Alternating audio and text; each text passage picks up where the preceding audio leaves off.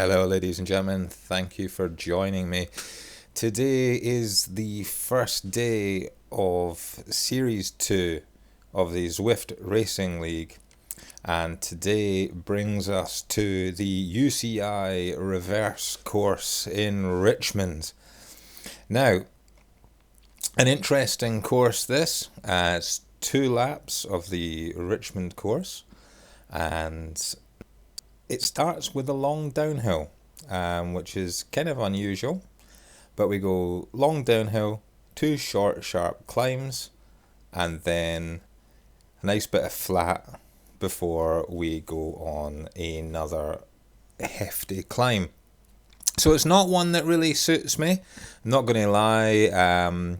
Climbs and me do not go well together. We're all very well aware of that from some of the previous videos that we've seen. Anyway, we're going to give it our best shot and see how we get on. So, we have a couple of minutes until the start. We're lined up here. Once again, Zwift Scotland is our team of choice. D League here. Some new scoring this season though. Not only are there points for the first over the line in both the overall race and select points, intermediate sprint points, but there's also points available now for fastest through the segment. So even if you're dropped from the front group, there is still a chance for you to get points and score things for your team from being further back. And sometimes that can actually work out to your advantage. If you end up in a bigger pack, then you can draft almost the entire segment and score some good points. But we'll see how this works out. We have about 40 seconds to go now until kickoff. And as I say, this is going to start going downhill, so it's going to be a fast start. And we will see how it goes. Not overly confident of the final position. This was actually the first time I'd been on the bike in over a week. I'd still been suffering with the effects of cold and flu, but we couldn't miss the start. So here we are, 3 seconds to go. Wind up the power, just over 640 watts off the start, and you can see this one goes hot. People pushing over 7 watts per kilo. It's an absolute burner of a race. But we are managing to stick with the front group here. We can see a couple of Zwift Scotland teammates up front, just sitting on the draft and trying not to lose contact with the front team. And here is the downhill. You can see down 8%. And it's, we're putting forward about 60-65 kilometers an hour. It's a fast start to the race. And it hurts. It really hurts. But it's good to be back for season 2. Less team time trials this year. It used to be scratch race, team time trial, scratch race, team time trial. But it's slightly different this year. The new points format is interesting. It's not maybe to my overall liking, but I kind of feel that you can sandbag races by not trying at the start and just trying for the fastest time through a segment. But here we are at the first, this is the 23rd Street climb.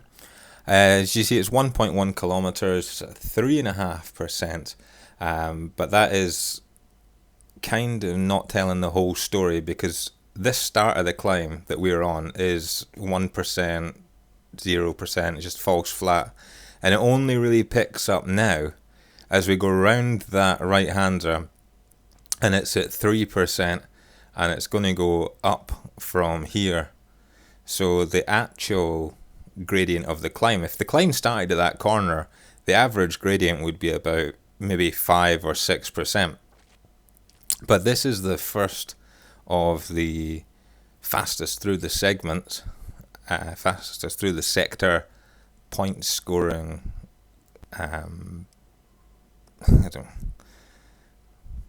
First points availability, if you will. But the points can be scored on any lap. For things like King of the Mountains, though, like these, I very much suspect that they're going to be won on the first lap, because everyone's going out hot, especially if the climb's near the start like this. You see, we're only 2.5 minutes into the race, and already we are climbing hard. So points are likely to be won on lap 1. Now, 11% the gradient here. We're going to crest this hill, and then there's going to be a little bit of flat, and that is going to be where the finish line is. So that's the worst of the hill, and then there's just a sort of 4%, which isn't too bad, as we go round the corner at the top, and then the finish line is just here. You can see the race has already blown apart. We're 6th place overall, but there's gaps everywhere. 14 seconds back to the leader, one of the teammates there. And now we start on the downhill. You can see the heart rate here. For me, 201 beats a minute. For someone that's 35, and on the heavier side at around 90 kilos, 200 beats a minute, I'm blowing. You see the jersey is open already. We're just trying to save whatever energy we can on the downhill, but then it's straight into the next climb, and it's not happening. We are done. 18, 19, 20, 21%. Hit the featherweight power up. Not that it's doing much good. And everyone is just blowing past me. I'm in 300 watts, and people are just going past me like I'm standing still. So the good news, over that first climb, we managed to get the overall, I think it was the 5th or 6th place, which is great. Points on the board, on a climb no less. So very happy with that. One of the Zwift Scotland teammates there in front of me. I try my best to hold the wheel, but he's away. He's gone. See you later. Again, the worst part of this climb is 0.7 kilometers, 3.4%, but the first kick there at the start is by far the worst. It's leveled off now around 2%, and this is just going to take us up to the finish banner here, and then we're going to go around and start the sort of flatter section. The heart rate's still way too high to maintain this 197 beats per minute. It's no good. Not for me anyway. So around this corner we'll get to the finish banner. There it is. No points awarded for this one though. So now it's just a downhill and then onto the flat. So we'll skip forward here.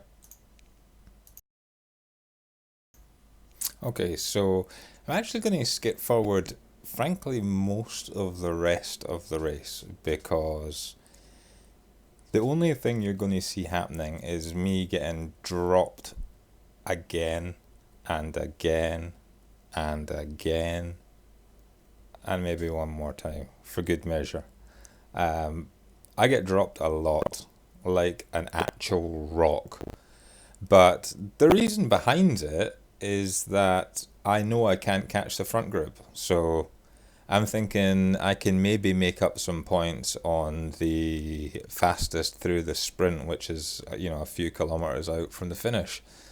Um, so I take the rest of this lap just to sort of scout it, and then the following lap is more, try and hold energy and then push.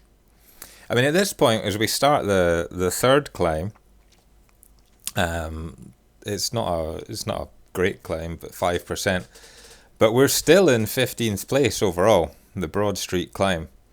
Um, yeah, but we go backwards in a hurry. It's like 4 or 5%. It's not crazy, but it's more than enough for me. More than enough. Really feeling the effects of being off the bike. You underestimate how much being off of the bike takes out of you, like how much fitness you lose.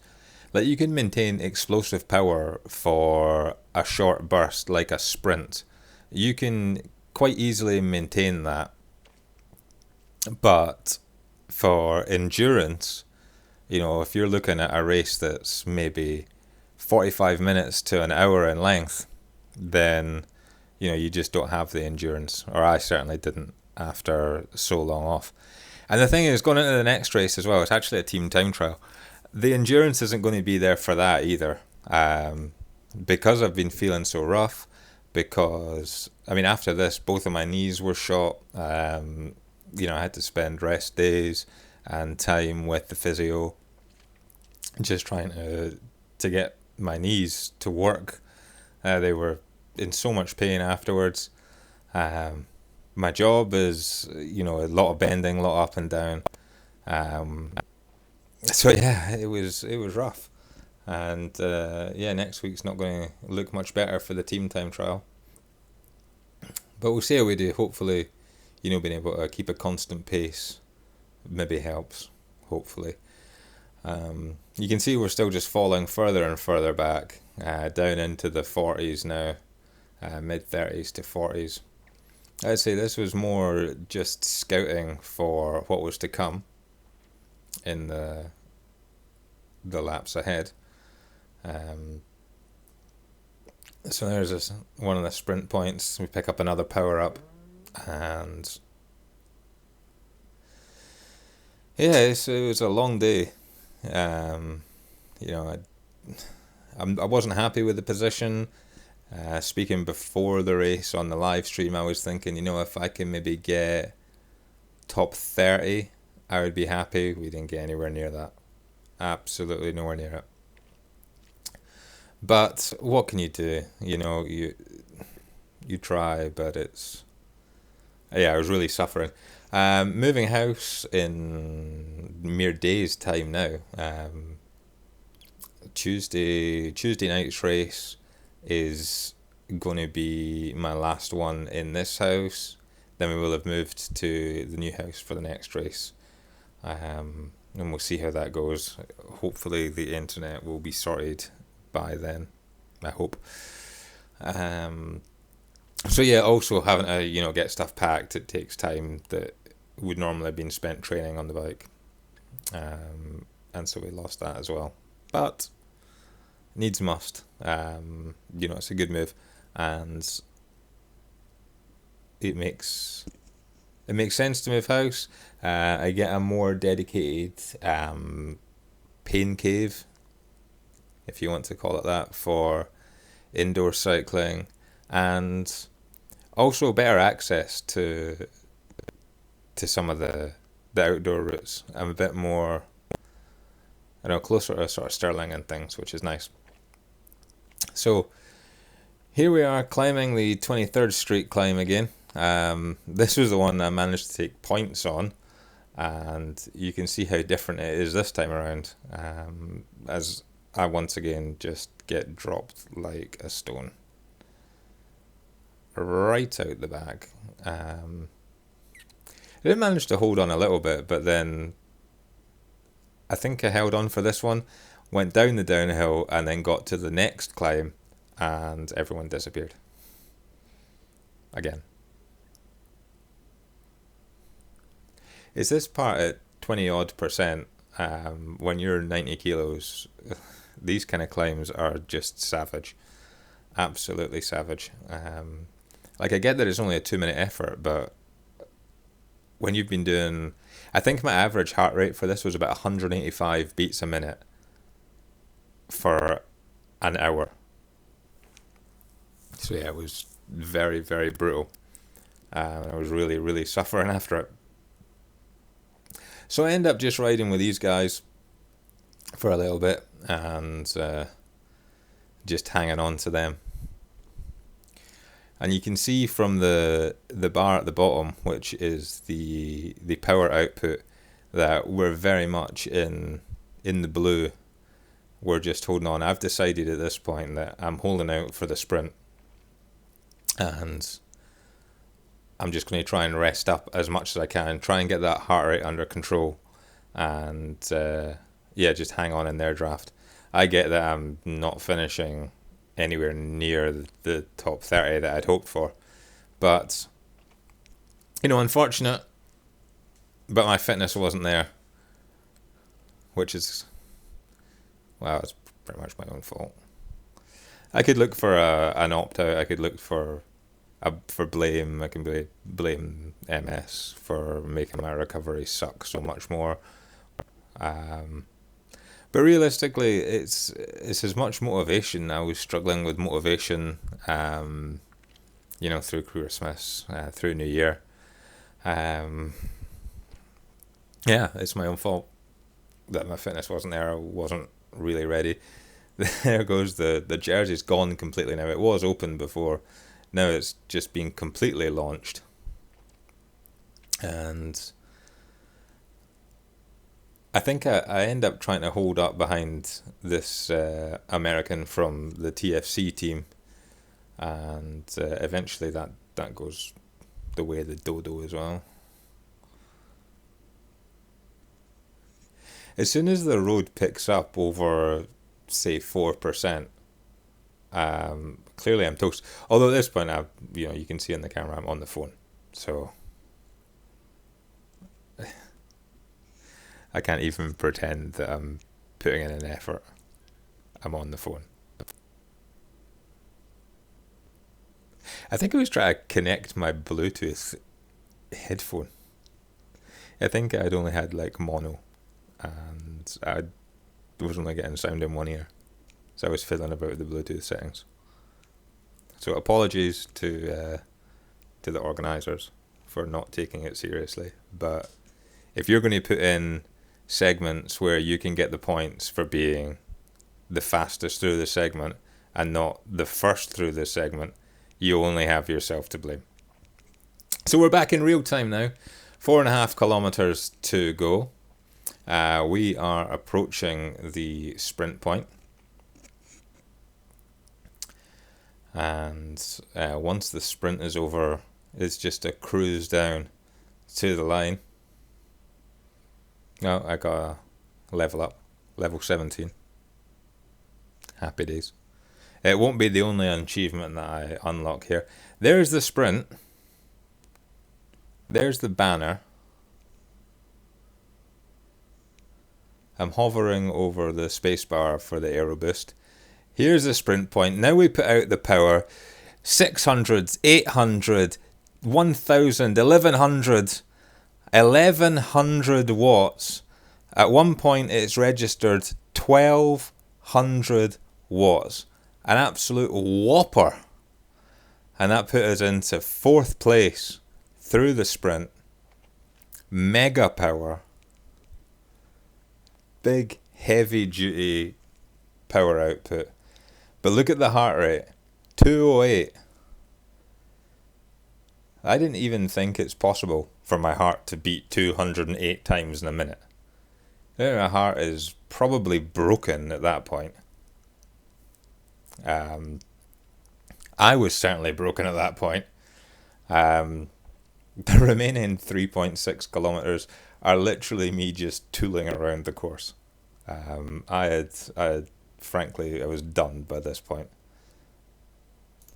So I'm bumping up the speed again here for the last 3.5 kilometers because absolutely nothing is happening. The only thing that you're going to see here is me being in the grave for the power. Wait for them to. I was just blown up even trying to catch them and just sit in the draft. I had none left. I was panting for air. I think I fell off the bike afterwards. I was just so blown up. But that was the first time I'd hit 1200 watts since I got the achievement. So there is something to be said. The annoying thing was I actually only got fourth, and that is probably down to the draft. I wasn't sitting in the draft. I had no riders to draft off, so it was just all, a hard power output for me. Whereas if I'd been in a big bunch and able to draft all the way through it, it maybe wouldn't have been so bad. Anyway, here is the finish line. We roll over 43rd place, and that was it for me. So slowed it back down on the results page. As I say, overall 43rd in the category result. It wasn't brilliant, but I was really happy with the sprint. It was good, big power, and overall it was a good race. As I said, I'm not particularly happy with the fastest through the segment things. Like, to me, that's not racing. Racing is you award X number of points and the people first to whatever position get them, and that's it. But that's just me. We'll see how it goes. Anyway, look, thanks for joining me. We'll be back next time, and I hope to see you all here. And I'll be back Tuesday. I don't know when it will be edited, but I'll see you then. Thanks for joining me. Take care.